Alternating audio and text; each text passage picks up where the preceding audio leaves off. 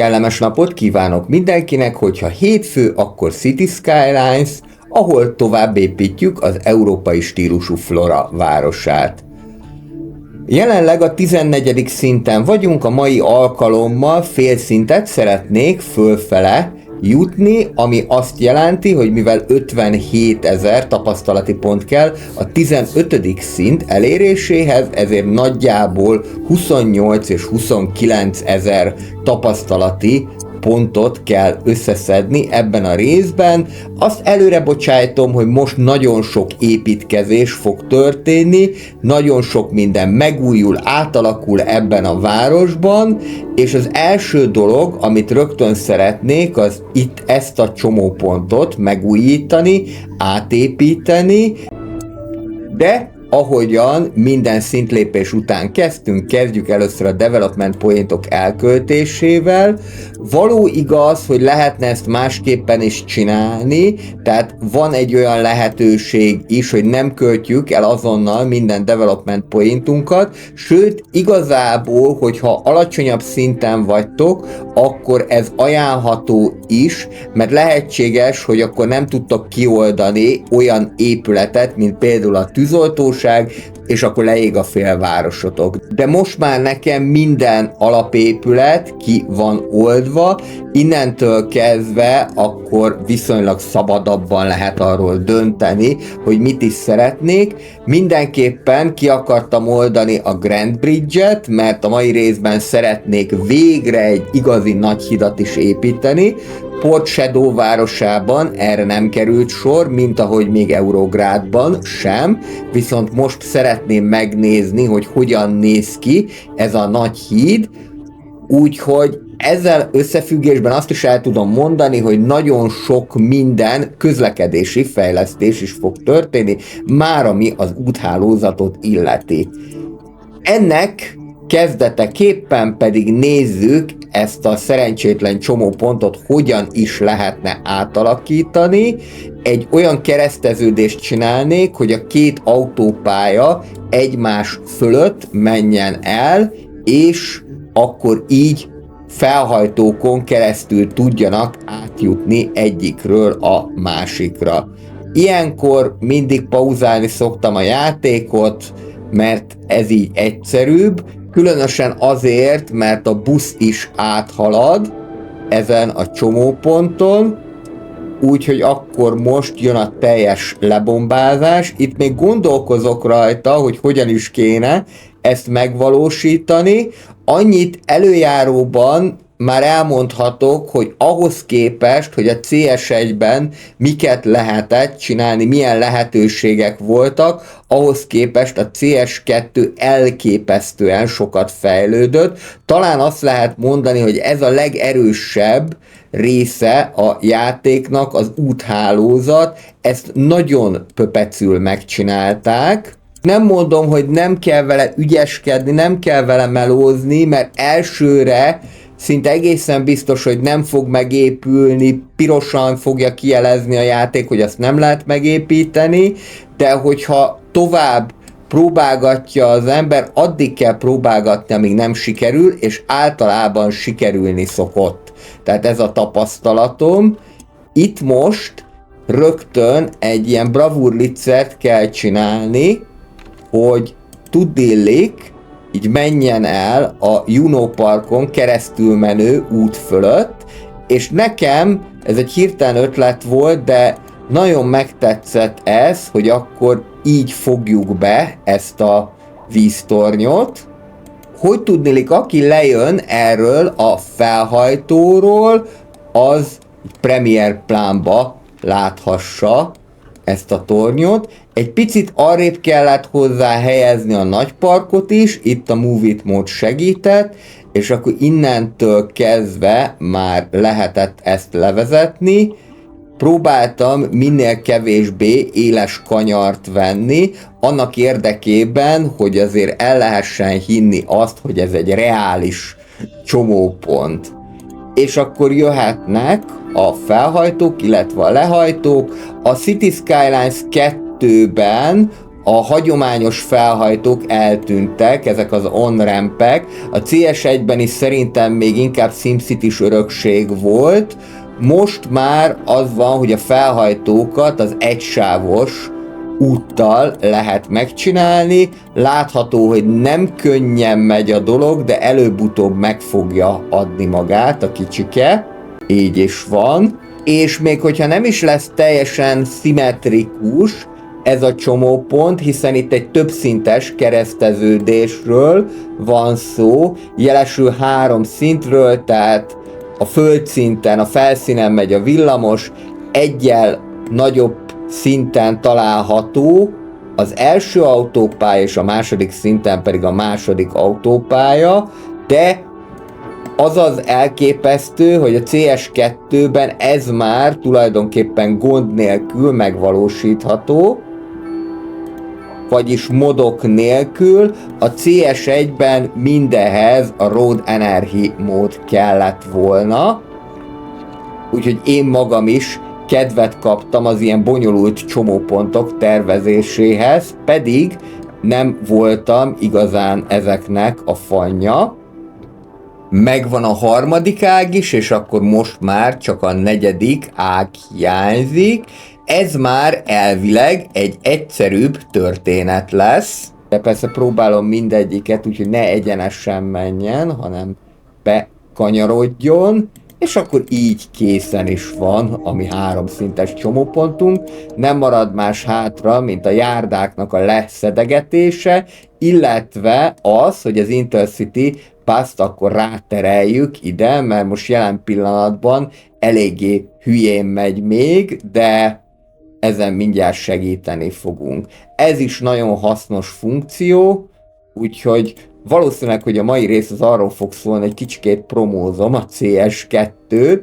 A múltkor elég sokat szíttam, úgyhogy ma inkább olyan kedvemben vagyok, hogy egy kicsikét promózzam, mert hát egyébként tényleg nagyon jó dolgokat lehet csinálni vele, és az igazság az, hogy van nekem egy haverom, aki most próbálta ki a CS2-t, tehát most jutott el odáig a gépe, hogy már föl tudta telepíteni, konkrétan vett ezért egy új gépet, és nagyon pozitívan nyilatkozott róla, tehát ahhoz képest, ahogyan indult ez a játék, már sokkal jobb. Hát most jelen pillanatban arról beszélünk, hogy amivel a játéknak a reputációját roncsolják, azok ezek az állandó késések, tehát reméljük, hogy majd ez is meg fog oldódni előbb-utóbb, és talán már október végén, november elején legalább valami hírt kapunk arról, hogy most már nem halasztják el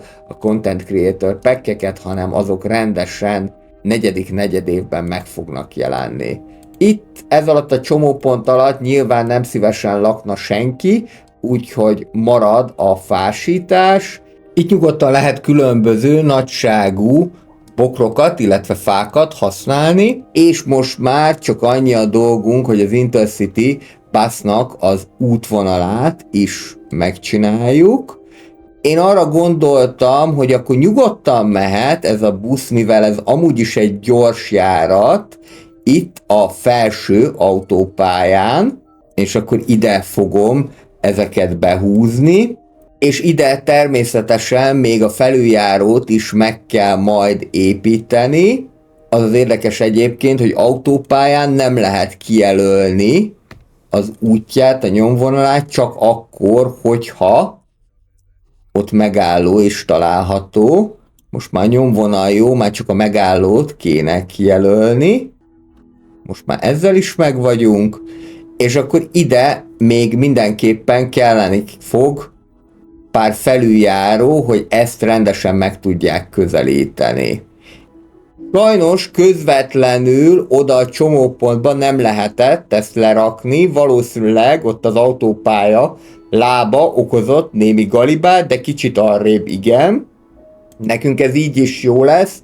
A lényeg az, hogy föl tudjanak menni valahogyan a gyalogosok, itt történt egy elakadás, sehogy sem tudtam se tovább húzni, se lerombolni ezt a gyalogutat, úgyhogy Move It mód megint a barátom volt, sikerült így meghosszabbítani, és akkor össze lehet kötni ezzel a másik felüljáróval. Most már ilyen komplex rendszereket alkotunk, egyébként valahogy mindig belefutok ezekbe a komplex rendszerekbe, még a CS1 idején is, akkor elsősorban a villamos, metró, vonat kereszteződése, ami ilyeneket okozott, és akkor több esetben a lehetetlent súroló küldetéseket kellett megoldani, de végül aztán az esetek többségében sikerült, vagy modokkal, vagy anélkül. Ez itt most teljesen modok nélkül megy, de azért a Move It mód az nagyon sokat tud segíteni. Nekem egyébként a kedvenc modom, vagy legalábbis az egyik kedvencem. Itt még, hogyha nagyon cifrázni akarnánk, akkor lehetne egy felüljárót építeni, de mivel ez már nagyon elbonyolítaná a dolgot, ezért így most hagyni fogom ezt a zebrát itt, majd legfeljebb ritkábban fognak itt átmenni, és látszik is, hogy már elkezdték használni a fenti felüljárót, szépség hibája, de ezt már láttátok az előző buszkoridornál, hogy keresztül mennek a gyalogosok a rácson, de legalább el tudnak jutni a felüljáróra, így van értelme a felüljáron is építkezni. A CS1-ben ez csak az Elevated Stops Enabler móddal lehetett megoldani, valamint lényegében a felüljáróra való felvezetés az csak a sétáló utcákkal működött, vagy hogyha a felüljáró maga is sétáló utca volt. Ezt csak azoknak mondtam, akik esetleg még játszanak CS1-et. Gondolom egyébként, hogy nincsenek kevesen. Még egyelőre mindig azt látom, hogy sokak esetében ez, amit a City Skylines 2 a pályafutásának első fél évében produkált, ez riasztó volt, úgyhogy mindenképpen kellenek még ide frissítések, illetve majd a Bridges and Ports DLC 2025 második negyedéve jelenállás szerint, ami majd a játéknak a megtépázott népszerűségét teljesen helyre tudja állítani. Márha amennyiben ez lehetséges, ez majd még a jövő zenéje ki fog derülni. Itt még mindenképpen akartam egy megállót az express busznak, hiszen ez a tömegközlekedéssel viszonylag kevésbé kiszolgált városrészek közé tartozik, nem mellesleg itt át is tudnak majd szállni a villamosra. Ez a felüljáró, ez nekem nagyon tetszik, és igazából nem is kell neki másik ágat építeni, mondjuk a stadiontól, vagy ettől a futballpályától el se férne. Ránézve az átlagos tűzveszélyességre 28% a városon belül, ami eléggé magasnak számít, valamint a város nyugati részén egyáltalán nincsen tűzoltóság sem, ezen mindjárt segíteni fogunk, lerakok egy ilyen városi tűzoltóságot, és akkor ide mögé már jöhetnek is a rezidentálok. Szeretném egy kicsit megtámogatni az itt található bevásárlóközpont forgalmát, de arra gondoltam, hogy csak ilyen szórványosan fogom ezeket lerakni, nagy épületeket, viszont semmiképpen sem túlzsúfolva, Extended Road Upgrade-del megcsináljuk a szegélyeket. Ez arra lesz jó, hogy akkor egységesre lehet alakítani a zónákat, és akkor ide 4 nagyobb medium rezidentált fogok betenni. Már nagyon közel van a Signature Building, ezzel valószínűleg meg is lesz. 5x5-ös, már az első 5x5-ösnél sikerült kioldani ezt az Old Factory Condos, ami egy régi gyárépület átalakított változata luxus apartmanná. Egyébként az ilyen épületek akár még bevásárlóközpontot is csinálnak belőle, a skandináv országokban jellemzőek. Mindjárt ezt is meg fogjuk építeni, de először el szeretném rendezni ezt a környéket. Ide csak fásítani, bokrosítani fogok, illetve a tér közepére egy parkot fogok behelyezni. A többfajta alternatíva közül végül a kutyapark mellett döntöttem. Kihúzzuk a széleit. Ott a szegélyezés a park körül azért kellett, hogy ne tördelje szét a zónákat, de így, ahogyan közelebbre mentem, egészen jól is néz ki ez, és ezen a murván akkor lehet fákat is ültetni. Valahogyan rászoktam arra most már, hogy rögtön teljes nagyságban építem meg a fákat, teljes életnagyságban, valószínűleg ez egy ilyen City Skylines 1-es beidegződés, pedig hogyha úgy építjük meg, hogy akár vegyesen, vagy akár növendékfaként, akkor a későbbiekben az majd egy változatosságot tud adni a játéknak, hogy megváltozik, nagyobb lesz, és így tovább. Ezek után következik az Old Factory Condos megépítése és a környékének a kialakítása.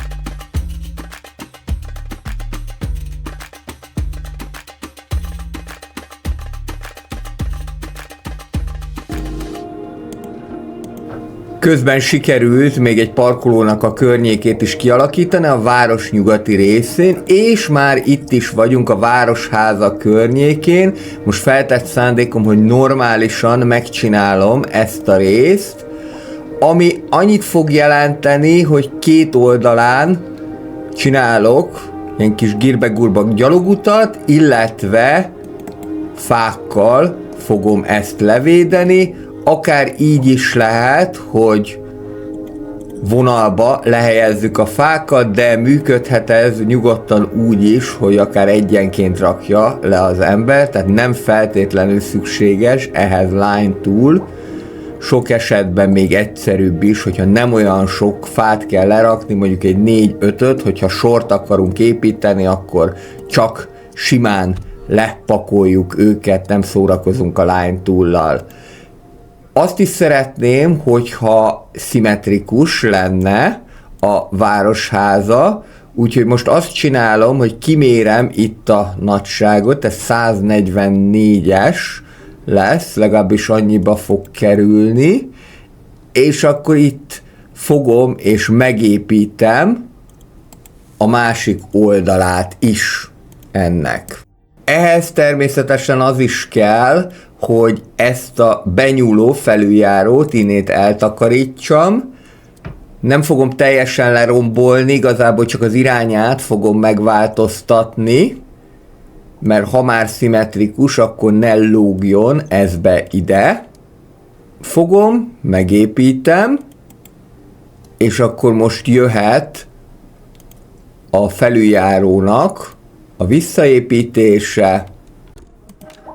Némi kis próbálkozás és bénázgatás után pedig végül ezt a megoldást találtam a legjobbnak. Itt lehet, hogy majd tumultus fog kialakulni, de akkor majd ezzel foglalkozunk akkor, amikor a probléma felmerült. Még megépítem, hogy természetesebb legyen az íve. Ez egyébként szerintem nagyon fontos. Most láttam a Facebookon valaki föltette, hogy milyen kereszteződést épített, autópálya kereszteződést, de maga is oda tette önkritikusan, hogy ez csúnya. És hát akkor ennyit írtam neki, hogy igazából ez nem lenne csúnya, hogyha megfelelően ívelt lenne, tehát fontos az, amikor ilyen kereszteződést építesz, illetve amikor egyáltalán utakat építesz, hogy megfelelő legyen a görbülete, mint az életben. Persze mindig lehet még finomítani, most ahogy ránézek a felüljáróra, azt lehetne még egy kicsikét finomítani ott az ívet, mert megtörik egy helyen a menete. A City Skylines 2-ben mondjuk ez nem igazán számít, a forgalom szempontjából sem, de esztétikai szempontból igenis számít, márpedig már a CS1-ben nagyjából ugye a Parklife kiegészítő idején, ami nem most volt, hanem 2018 tavaszán elmentek a készítők abba az irányba, hogy inkább esztétikus, mint funkcionális városokat építsünk. Ez alatt azt értem, hogy fontosabbá vált az, hogy maga a város az szép legyen, mint hogy minden szempontból funkcionálisan is teljesen működjön. Gondolok itt például olyasmire, hogy a City Skylines 1 még abszolút nem vette figyelembe, vagy nagyjából nem vette azt figyelembe, hogy mondjuk milyenek az embereknek a szokásaik napon belül. Ugye most, hogyha már megnézzük, rivális vagy nem rivális, részben egészen biztos, hogy rivális, a Workers and Resources Soviet Republicot itt már figyelembe veszi, hogy reggel az emberek iskolába mennek, illetve munkába vesznek, délután hazajönnek, éjszaka pedig alszanak. De egyébként már a City Skylines 2 is, legalábbis úgy láttam, hogy éjszaka jelentősen kisebb forgalommal számolhatunk. Nos, mindebből csak annyit akartam kihozni, hogy nagyon fontos lett a játék során, már a CS1-ben, és ez a CS2-ben sem változott, az esztétikum.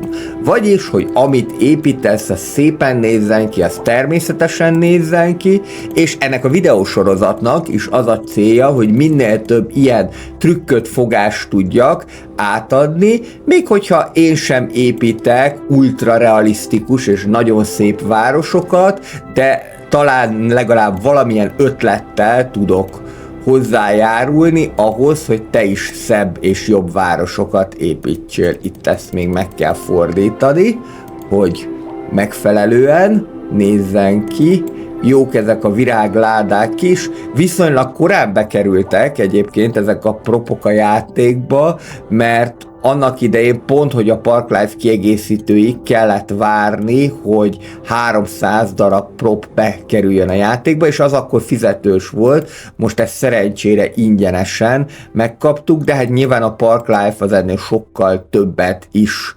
tartalmazott, és akkor itt lehetne egy körforgalmat is kialakítani, de aztán arra gondoltam,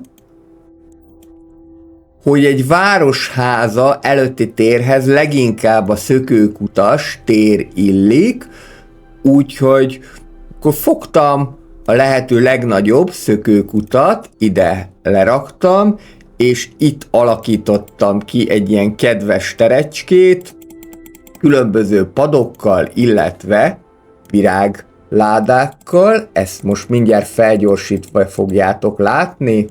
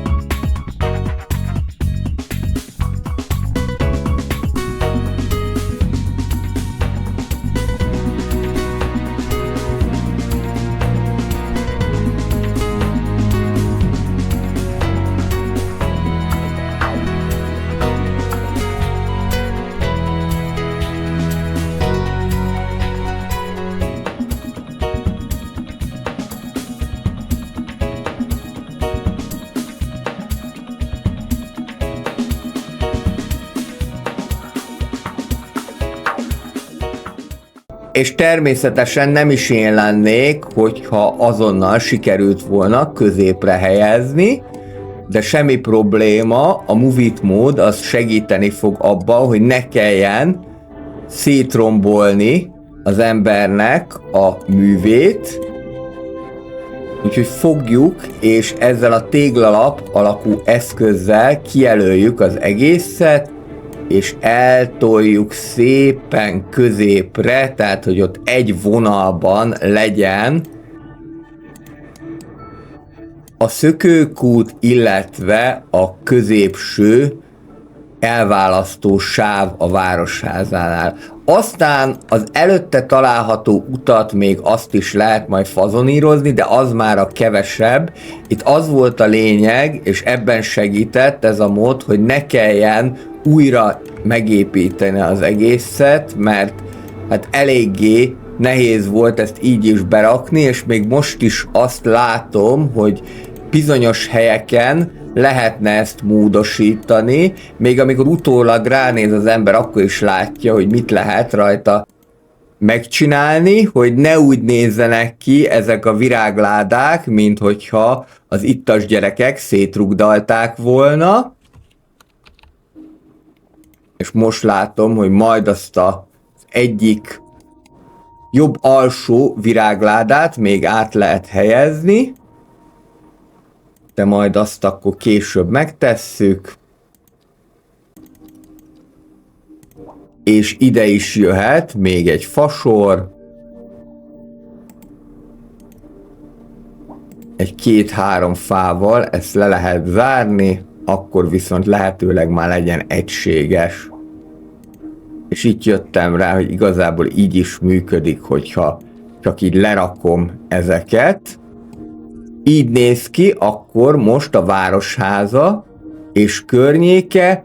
Igazából ez egy viszonylag külterületen található városháza, tehát nem a város központi részén.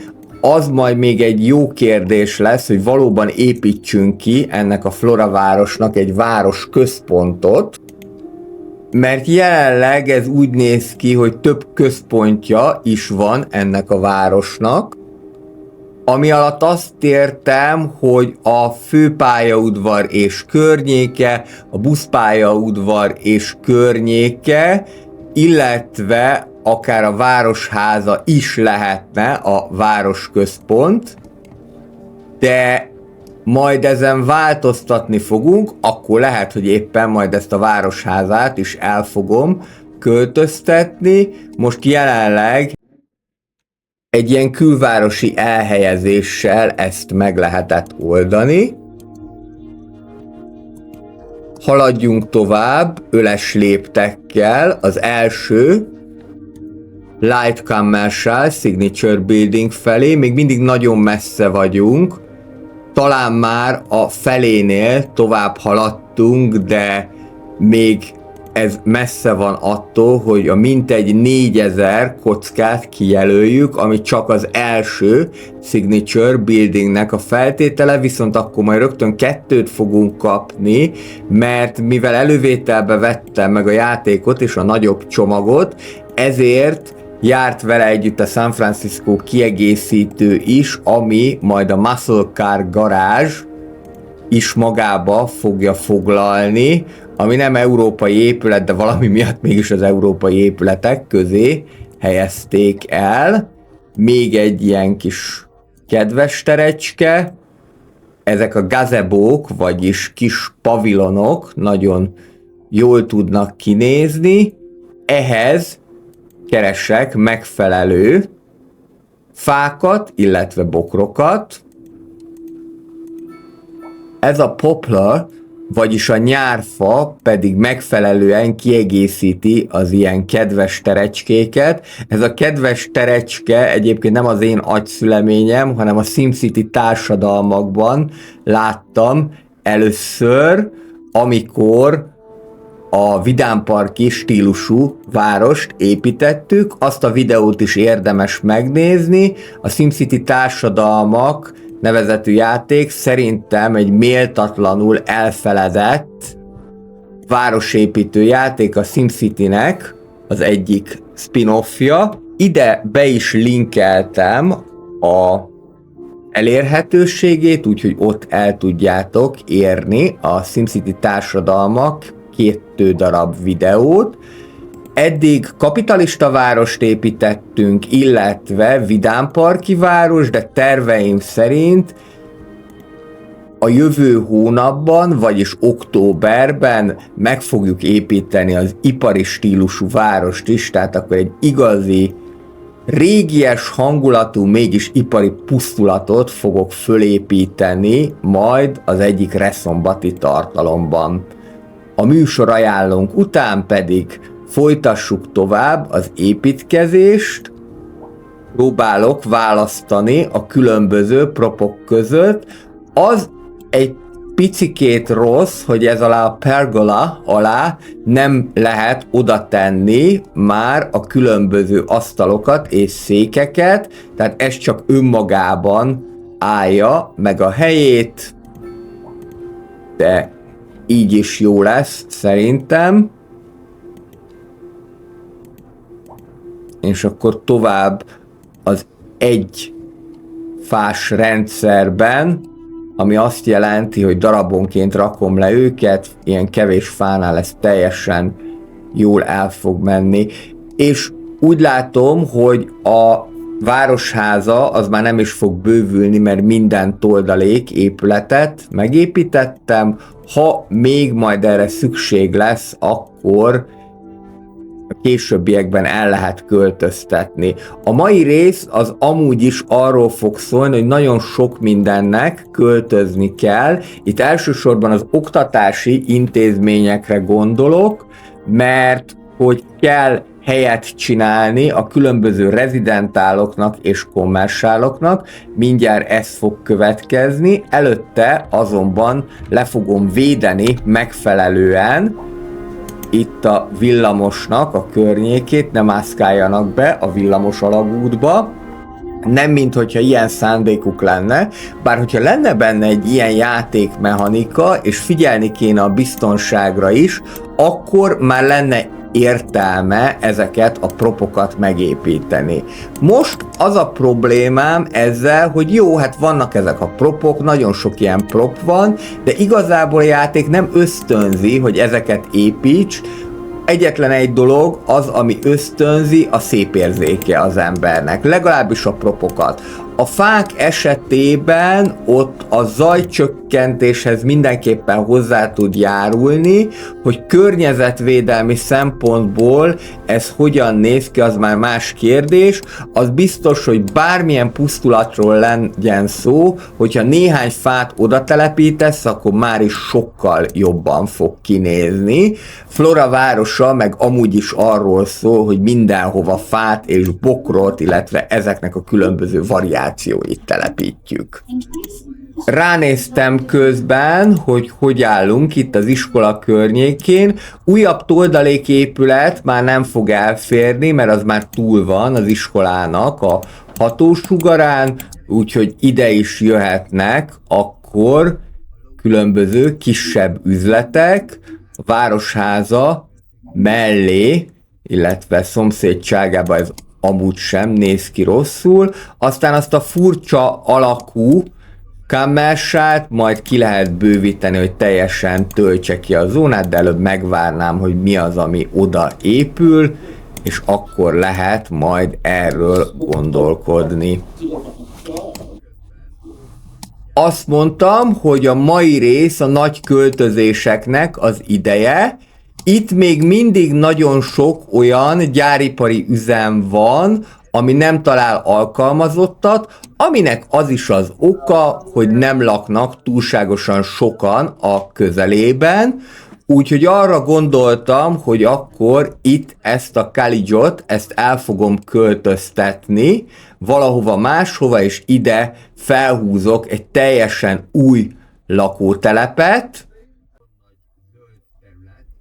Különösen azért, mert nagyon zöld alatta a terület, tehát akkor ide rögtön a kereskedelmi egységek is jöhetnek, ki tudunk alakítani egy új bevásárlóközpontot. A Caligot egészen messzire fogom költöztetni ennek következtében, mert hogy itt lesz neki helye a posta elszámoló központ mellett, és úgy láttam, hogy maguknak az épületeknek a költöztetése is elég drága. 1 millióba került a College, és elköltöztetni több mint a harmadába fáj, egészen pontosan 324 000 dollárba.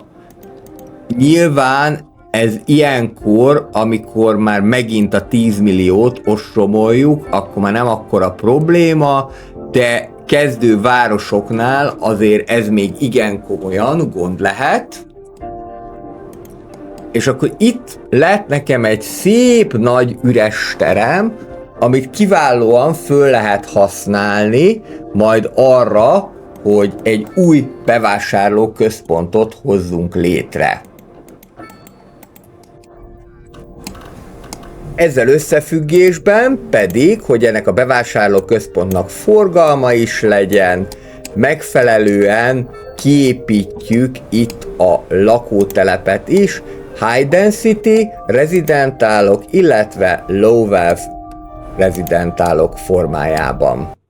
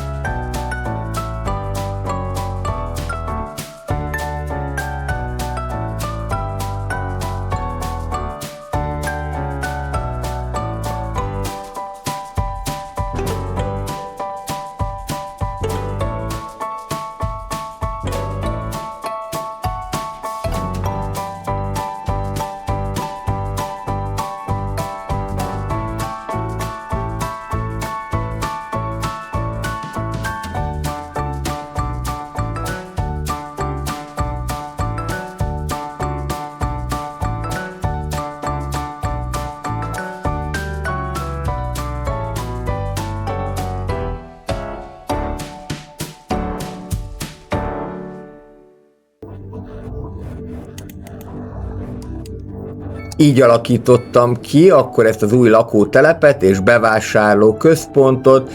Igazából lehetett volna két épületet egységessé is tenni, de szerintem ez is jól néz ki így. És akkor a következő napirendi pont az lesz, hogy csináljuk meg normálisan ezt a szigetet, amelynek egyelőre még neve nincsen, de ezen mindjárt változtatni fogunk, ráadásul már ki is találtam, hogy milyen nevet fogok adni, neki természetesen római nevet fog kapni, de hogy akkor kezdjük el először is a szegélyezést megcsinálni ennek a nyugalmas szigetnek. Nagyon jó, hogy van az Extended Road Upgrade, mert ezáltal nincs olyan korlát, hogy nekem feltétlenül rögtön úgy kéne építeni, hogy szegélyes legyen, mert szegélyeket majd meg lehet oldani. Körbehúzom a szegélyekkel, és majd a végén az Extended Road Upgrade-del ezt egy pillanat alatt meg lehet csinálni. Az a baj, hogy egyébként modok nélkül a szegély építések, különösen az ilyen alacsonyabban fekvő partokon, az egy horror. Tehát én annó Port Shadow-ban, akik látták a Port Shadow sorozatot, azok ezt tapasztalhatták, bár azt a részt levágtam, de elmondtam akkor is a videóban, hogy abban az esetben, hogyha nem lenne ez a mod, akkor ez bizony egy 30-40 perc agybaj lenne, mire az ember meghúzza rendesen a szegélyeket, és tudom, persze mondták azt, hogy picikét föl kell emelni, 2,5-es távolságra, és akkor meg lehet építeni, de ez így egyszerűbb. Tehát nagyon sok olyan modot használok, nem sokat, de ha általában én használok modot, akkor az úgynevezett kényelmi modokat szoktam használni, amik megkönnyítik az építkezést. Olyanokat nem nagyon szeretek, amik alapvetően nyúlnak bele a játékba, például mondjuk módosítani a lakosoknak az életciklusát, mert az egészen biztos, hogy össze fog omlani egy újabb frissítés nyomán. És hát ezek a frissítések, ha akarjuk, ha nem akarjuk, jönnek, meg jó is, hogy jönnek, mert ez jelenti azt, hogy fejlődik a játék, egyre szebb és jobb lesz, csak már látnánk ezt is idővel. Most egyébként itt nagyjából szerencsém volt, mert nagyobb rész szegélyesen építette meg ezeket az utakat, de amit nem, azt itt az Extended Road Upgrade-del megcsinálunk, és akkor szépen itt le is sorjázom az egészet.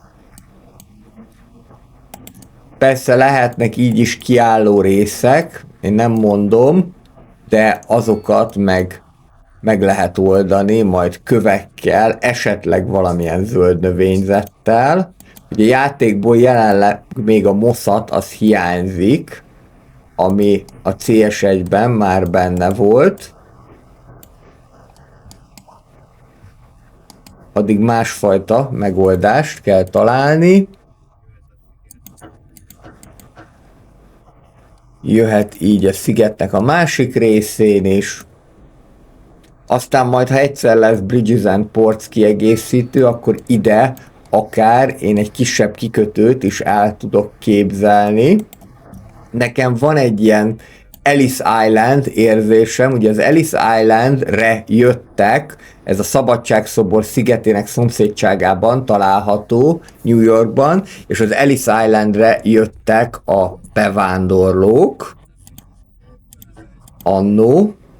Ide most nem a bevándorlók fognak jönni, de aki busszal jön a városba, azt ezt a szigetet fogja először meglátni, illetve a harangtornyot.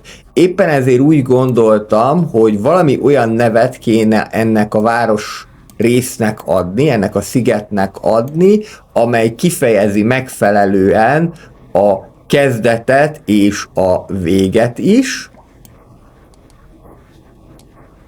Így született meg az ötlet, hogy akkor Jánusz istenről fogom elnevezni ezt a szigetet, A sziget az latinul insula, úgyhogy akkor ez lesz a Janus insula, és Janusról annyit érdemes tudni, hogy ő nem csak a kezdet és a vég istene volt, hanem egy olyan isten, aki speciálisan római fejlesztésű, hogy így mondjam, tehát ez a rómaiaknak a saját istene, nem a görög panteonból sikerült ezt lenyúlni.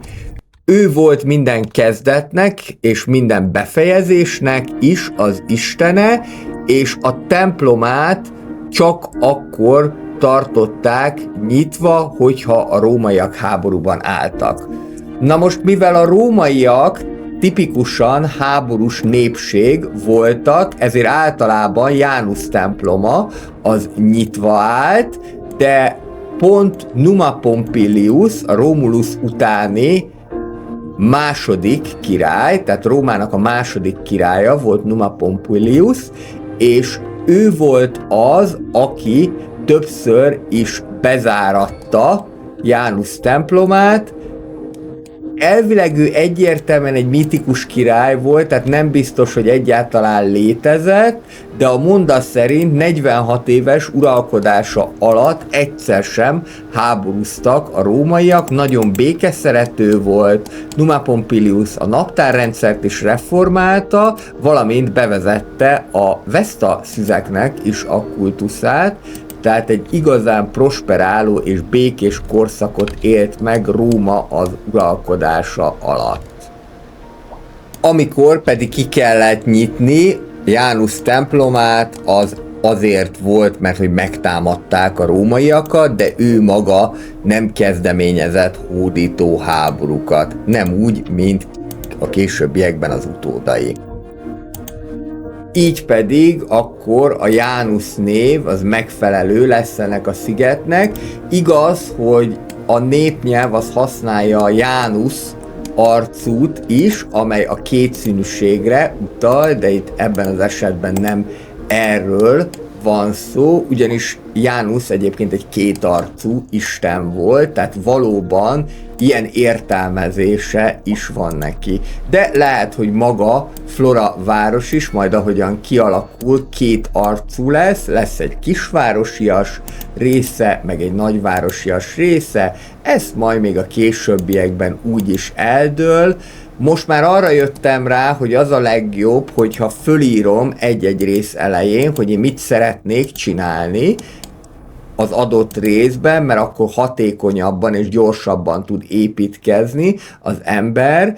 Ez volt az egyik, amit fölírtam magamnak, hogy csináljuk meg normálisan ezt a szigetet. Nem akarom túltolni, tehát viszonylag egyelőre kevesebb létesítménnyel operálok itt, ugye ide beépítettem a hegyparkot, meg egy kis csavaros utat is tettem oda, de több mindent most nem szeretnék, aztán majd a későbbiekben ez úgy is ki fog alakulni, hogy mondjuk esetleg a sziget északi részén még lehet-e valamit csinálni. Igazából egy pici kikötőt még el tudnék ide képzelni, hogyha lenne, az nagyon jól nézne ki, és akkor hajóval is meg lehetne közelíteni azt a szigetet, amit most egyetlen egy hídon keresztül lehet elérni. De ha már a hidaknál tartunk, akkor itt az ideje, hogy számomra a játék történetében először megépítsem a Grand Bridge-et is. Igazából még ennél szélesebb folyó kéne a Grand Bridge-nek a megépítéséhez, de ezen segíteni fogunk, mert hogy a tereprendező eszközök amúgy is ingyenesek, tehát akkor itt majd ki lehet mélyíteni megfelelően a folyót, illetve ki lehet szélesíteni. Azonban ezt a Grand Bridge-et az egyetemnek a helyére szánom, úgyhogy ebből következően most az egyetem is költözni fog. Ide a városnak a nyugati részére egy egész oktatási centrumot fogok így fölépíteni. Meghúzom az utat, és akkor ide jöhet is az egyetem. Esélyes majd, hogyha valamikor metró lesz a városban, előbb-utóbb nyilván az is kelleni fog, akkor egy kelet-nyugati irányú viszonylatot fogok kialakítani. Most költözhet az egyetem, $450,000 fog ez nekünk fájni, hogy ezt elköltöztettük. Ráadásul még ezt a parkot, ezt meg kell itt igazgatni, de ebből már nem csinálunk gondot. Ha pedig ez megvolt, akkor lehet nekiállni a Grand Bridge építésének. Azt tudni kell erről a Grand Bridge-ről, hogy borzasztóan nagy és borzasztóan széles, és bizonyos távolság alatt nem is hajlandó lerakni a játék. Hogy most próbálgatom, hogy mi az, ami jól néz neki. Nekem most az a fixa ideám, hogy lehetőleg mind a kettő lába legyen ennek vízben. Tehát akkor, hogyha itt építem meg, akkor az jó lesz, és ide jöhet akkor majd a levezető rész, ennek most egy ház áldozatául fog esni, de ennél nagyobb bajunk ne legyen. És itt pedig majd egy alagútban fog folytatódni, azért, hogy össze tudja kötni a város nyugati részén található strádával ezt az új, lényegében autópályát. Itt pedig megyünk tovább, és a mai alkalom az újdonságokról szól. Nem csak a Grand Bridge lesz újdonság, hanem majd egy előre beépített autópálya kereszteződést is megépítünk, de most először következzék az, hogy megfelelően kimélyítem, kiszélesítem itt a Fauna folyót, ami azt jelenti, hogy legalább azt szeretném, hogyha a másik lába a hídnak is vízben állna. Kicsit nagyobbra is vehettem volna ezt a tereprendezőt. Most ezt így kimélyítem, aztán a későbbiekben majd fogunk még adni helyet a folyónak, annak érdekében, hogy ne legyen természetellenes ennek a partnak a kialakítása, bár a Soften Tools eszközzel már sokat lehet ezen segíteni, de majd még ott mellette is ki fogom válni, hogy egy természetes íve legyen a folyónak, el lehessen hinni azt, hogy fokozatosan szélesedik ki, és aztán fokozatosan szűkül össze. Most viszont az lenne a cél, hogy jussunk el oda a nyugati sugárútig. Ezt, mivel nem akarom keresztbe vágni a Juno parkot, ez a 2x2 sávos út, amely a későbbiekben majd autópályává fejleszthető, itt le fog menni a föld alá, és így egy lehetőleg természetes kanyarulattal átmegy a Saturnália városrészen egészen a nyugati sugárútig. Itt már mehetnek párhuzamosan, és akkor ide bekötöm, itt pedig leszedegetem természetesen a zebrákat, mert oda azok egyáltalán nem fognak kelleni. Így van egy új átmenő, forgalmat lebonyolító útunk, de ez akkor lesz igazán jó, hogyha a másik oldalán is megépül a kapcsolat, kisajátítok 2 újabb területet, és akkor jöhet ide egy előre beépített csomópont. Méghozzá, ami nekem tetszik, ez a tealevél körforgalom. Így lehetne ezt igazából fordítani. Picit még ki kell ezt szélesíteni. Lerakom így, ahogyan van, és tudom, hogy máshogyan is lehetne, de én ezt most Move It móddal fogom beigazítani. Én már ezt szoktam meg. Fogom, kijelölöm az egészet, és forgatom. Ezzel természetesen az erdő is fordul, de így lesz most már jó. Nagyon jól néznek ki egyébként ezek az előre beépített kereszteződések. Nem vagyok benne biztos, hogy én tudnék ilyet csinálni. Úgyhogy jó, hogy ezeket előre beépítették. Ez egy kis változatosságot ad azokhoz a kereszteződésekhez képest, amit én szoktam csinálni. Én ezeket szerettem a lehető legegyszerűbb oldalból megfogni, de aki akarja, az bátran tervezhet, kísérletezhet, aztán töltheti föl a Steam Workshopba. Viszont nekem ez így most jobban tetszik, hogy egy ilyen beépített kereszteződést tudtam létrehozni, és egyébként teljesen jól is néz ki ez. Aztán majd a későbbiekben itt egy teljesen új városrészt szeretnék kialakítani, és ami még hátra maradt ennek a strádának a megépítéséből, egyrésztről az, hogy ezt majd át kell fazonírozni strádává, másrésztről pedig az, hogy legyen itt is neki egy lehajtója. Ezt aztán végképpen a lehető legegyszerűbb oldalból fogom megfogni, de ilyenre már más külföldi tartalmakban is láttam példát, hogy ennyire egyszerűen tervezik meg a illetve felhajtókat. Ez inkább mondjuk az amerikai városokra jellemzőek, ott ugye mindenhova is autópálya megy, az amerikai városoknál a tömegközlekedés általában híresen rossz, kivéve, hogyha veszünk egy-két nagyvárost, mondjuk New Yorkot, vagy akár Los Angeles-t, de most már egyébként az amerikai városoknál is egy elképzelés az, hogy minél több helyre építsék vissza a villamost, illetve próbálják meg az autóról átcsábítani az embereket, egyébként nem is sikertelenül.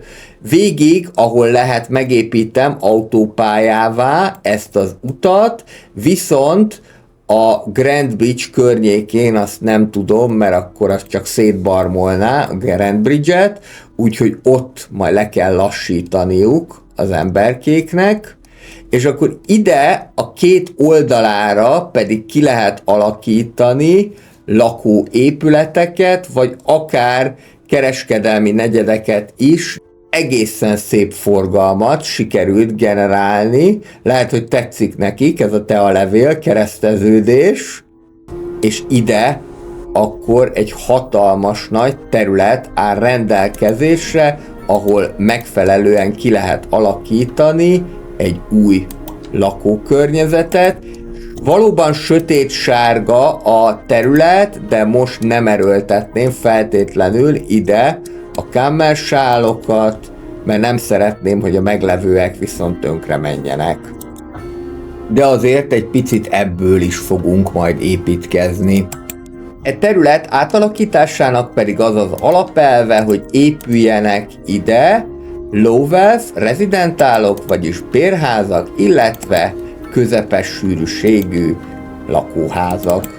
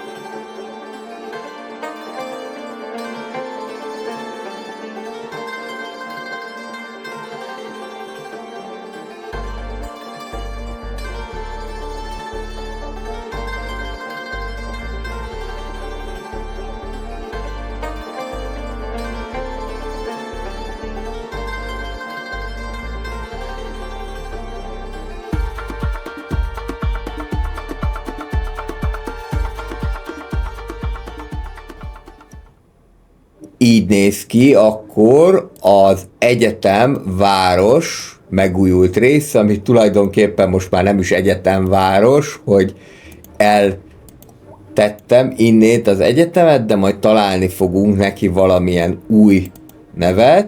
Most egyébként nem tudom, megint rápörögtem ezekre a nagyon szoros építésű sövény kerítésekre, amik már nem is kerítések, mert ezek még ürűbbek, mint amit a fence mód lehetővé tesz. Úgy csinálom, hogy nem a fence móddal, hanem leveszem a lehető legkisebbre a léptéket. Van annyira intelligens ez a mod szerencsére, hogy önmagától fogja meghatározni, hogy melyik fánál, illetve bokornál a lehető legkisebb a lépték. Nyilván ezt inkább bokroknál szoktam alkalmazni, mert fánál nagyon hülyen néznek ki, de amúgy elméletileg lehetne fánál is használni ezt. Szóval a bokroknál leszoktam venni a lehető legkisebbre a léptéket, van ahol ez 2,3, van ahol 1, de van ahol 0,9, de a játék ezt önmagától beállítja. Egészen egyszerűen csak addig kell nyomkodni a lefele gombot, addig kell egyre kisebbé venni a léptéket, ameddig csak engedi. Itt éppen 2,3-asra engedte, annál kisebbre pedig már nem is lehetne. Beszéljünk akkor még egy kicsit arról, hogy mi hírek van a City Skylines házatáján. Egyelőre, ahogyan az megjósolható volt, most jól végezték dolgukat a fejlesztők, újabb újdonságokról nem számoltak be. Nyilván vannak ezek a nem is tutorial videók, hanem inkább tutorial képek, amiket kiadnak, most éppen azzal kapcsolatosan, hogy hogyan állapítsuk meg helyesen az adókat, illetve kapunk híreket arról, hogy milyen új modok vannak, de egyelőre most azzal kapcsolatosan, hogy a Content Creator packek, illetve az egyéb jóságok mikor érkeznek, még nem jött semmifajta hírek.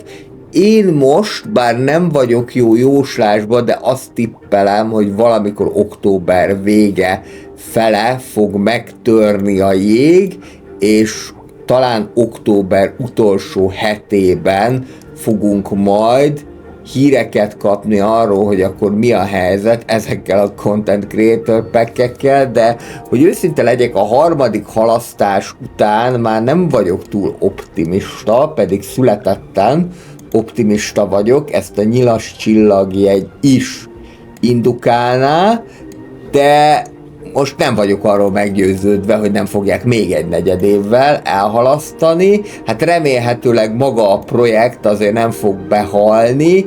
Nagyon sok játéknál mostanában azért ez esélyes, hogy behal a projekt. Azt kell, hogy mondjam, hogy a Paradox játékok közül, ami most igazán jól megy és igazán hasít, az egyedül talán a Crusader Kings. A többi az inkább a vegyes kategóriát éri el. Most ránéztem a Steamben a Millenniára és a Victoriára, mint két Grand Strategy-re. Ezek a vegyes kategóriát érték el 68, illetve 67%, mind a kettő. Bár az is igaz, hogy a legutóbbi értékelések már jobbak, mint az összértékelés, tehát egyre fejlődnek ezek a játékok.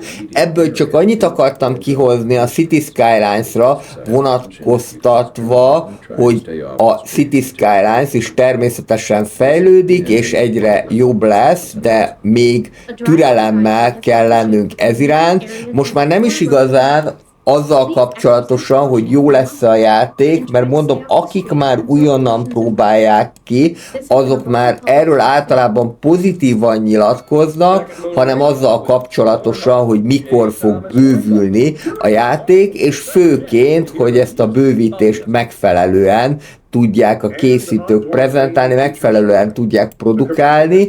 Ugye ez egyáltalán nem mindegy a játék sikeres szempontjából, bár elvileg egy nem olyan jól sikerült Content Creator Pack nem biztos, hogy a játék egészének reputációját veszélyezteti, viszont most már jó lenne, hogyha jól sikerült Content Creator Pack-eket adnának ki. Egyébként a fejlesztők azt mondták, hogy maga a Content Creator Pack az már készen van, csak mivel az Asset Editorhoz nem tudták megfelelően hozzá passzintani a többi dolgot, a technikai részletekben annyira nem vagyok otthon, ezért nem akarják még kiadni.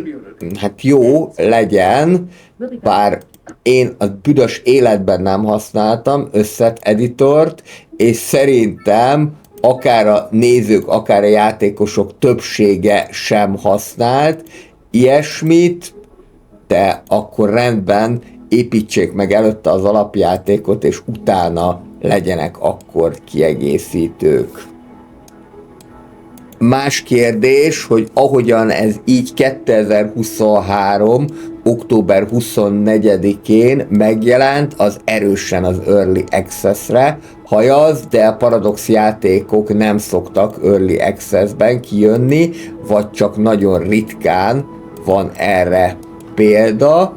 Ha azt mondták volna, hogy ez egy korai hozzáférés, akkor ezt meg lehetett volna védeni ezzel, amit itt a fejlesztők műveltek, viszont ugye akkor nem lehetett volna 50 eurót elkérni a játékért, mert bár egyre magasabbak a játékárak, és tényleg én is meg vagyok lepődve, hogy most már lassan 10 euró alatt kiegészítőt sem lehet kapni, de az igazán nagy nevek, Grand Strategic, azok bizony már 60-70 euróba kerülnek, soha nem látott árakat produkálnak ezek a játékok, pedig ezek régen sem voltak olcsóak, tehát arra emlékszem, A-kategóriás játék, a Warcraft 2, az annak idején 1995-ről, illetve 96-ról beszélünk, 13 000 forint volt. Ami ugye akárhogyan is nézzük, 30 eurónak felel meg, valamivel több, mint 30 eurónak. De most már úgy tűnik, hogy az, hogy valami 60 euró, az nem is elképzelhetetlen. Annó egyébként még a Heroes 6 volt ilyen brutális összegű, de akkor az euró még csak 300 forint se volt, akkor az volt 18 000 forint.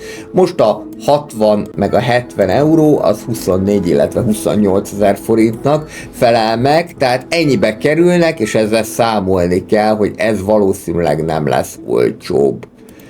Közben, míg itt kialakítottam a folyót, illetve megnagyobbítottam a folyót, arra gondoltam, hogy egy ilyen kicsi sziget ide el fog férni. Itt majd az egy következő kör lesz, hogy hogyan lehet erre az autópálya részre bekötni az utat, de lehet, hogy itt már akkor nem is autópálya lesz, hanem mezei út. Egyelőre azt találtam ki, hogy majd akkor ezt alagúttal fogom megoldani. Most viszont még az útkapcsolatot próbálom megteremteni. Jó ez a fedett híd, de ez csak nagyon kicsi utcára, és aztán majd ezen a szigeten is ki lehet alakítani valami akár pihenő, nyugis részt, akár lehet, hogy majd egy másik világcsoda fog ide fölépülni. Ez már majd az új városrész lesz, amit a következő részben fogunk megépíteni, illetve kialakítani. Amit még itt mindenképpen szeretnék, hogy itt az autópálya mellé egy sportpályát is letennék, hogy ne legyen olyan üres ez a Juno Park, ide házakat már nem terveznék. Ezt azonban könnyebb mondani, mint megtenni, mert komolyan bezavar itt az autópálya, úgyhogy itt az egész Miskulanciát át kell építeni, a kereszteződést, az alagutat, és minden egyebet is, mindjárt ezt fogjátok látni felgyorsítva.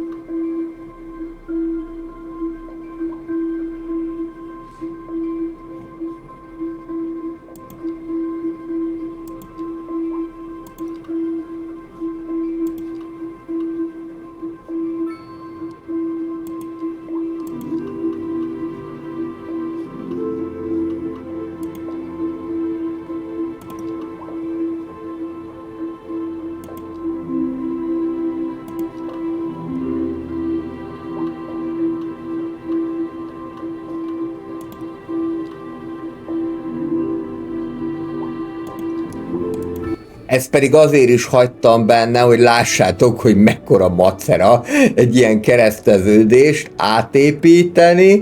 Most már jó lesz, és az a sportpálya az nagyon illeszkedik, és oda a Juno Park hangulatához, de hát nem volt egyszerű ez a szülés.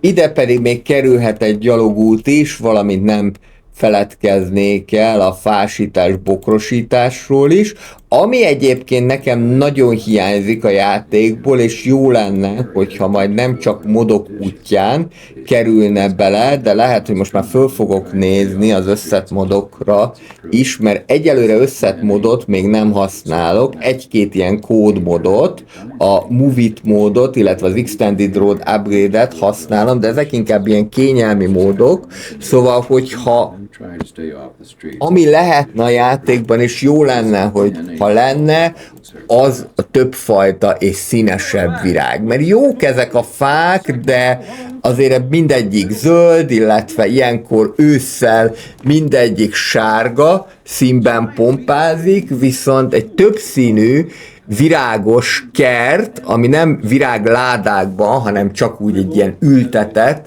virág, az nagyon jól tudna kinézni, és akkor ezzel ilyen nagyon szép virágköröket is lehetne létrehozni, azzal pedig föl lehetne dobni a várost. Kevésbé esztétikus, inkább funkcionális dolog, hogy kapcsoljuk be a posta elszámoló központot. Van egy baromi nagy épület, amit kikapcsoltam a költséghatékonyság miatt, de most már azt hiszem, hogy ezt vissza lehet kapcsolni. Aztán majd meglátjuk, hogy hogyan működik. Itt átjövök még a Juno Parknak a nyugati részére, itt be lehet majd még ezt építeni, pontosabban fásítani.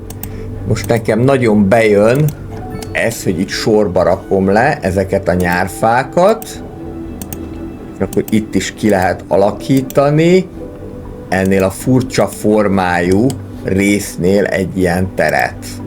Hát egy autókitöltő funkció az még jobban jönne, de ne legyünk telhetetlenek. Ide elsősorban, sőt főként akkor csak fák fognak kerülni. Teljesen jó ez itt. És ide pedig jöhetnek a low rent housingok, vagy low wealth residentáloknak is szoktam nevezni őket. Nagyon jó egyébként, hogy a legutóbbi frissítések nyomán ezek már használhatóak, nem mennek tönkre, komolyan olyan az egész dolog, mint hogyha új épületeket kaptunk volna a játékban, mert eddig ezek teljesen használhatatlanok voltak, megépítette őket az ember, de utána nagyon hamar tönkre is mentek. Most már, hogy a legújabb játék mechanika szerint igazából már az Economy 2.0-tól kezdve, de valahogyan én valami miatt csak a legutóbbi Detailers patch óta érzem, hogy ez valóban így van, hogy nem mennek tönkre ezek a low rent rezidentálok, de már azt megelőzően is azt mondták a fejlesztők, hogy most már ez úgy fog működni, hogy elsőként a lakbért fizetik ki a honpolgárok, és utána jöhet a minden más, utána fognak élni, ami gyakorlatban egyébként az életben is így működik, tehát ez üdvözíthető, de az a lényeg, hogy ennek következtében ezek a bérházak nem mennek tönkre, és most számomra ez tényleg olyan, minthogyha új épületeket kaptam volna a játékban. Rendben van, akkor én ezzel megköszönöm a szíves figyelmeteket, ez lett volna a mai City Skylines 2. Itt még történt egy kis vízmű építés és áthelyezés a város nyugati részén, amellyel már elértük a szintlépés feléhez szükséges tapasztalati pontot, de azt nem tettem bele a videóba, mert ez így szép, hogy az átalakult és megújult Juno parkkal, illetve az átalakult és megújult egyetemváros képeivel búcsúzik ez a rész. Mindenkinek köszönöm szépen a figyelmet, szerdán találkozunk az In Tycoon újabb részében. Sziasztok!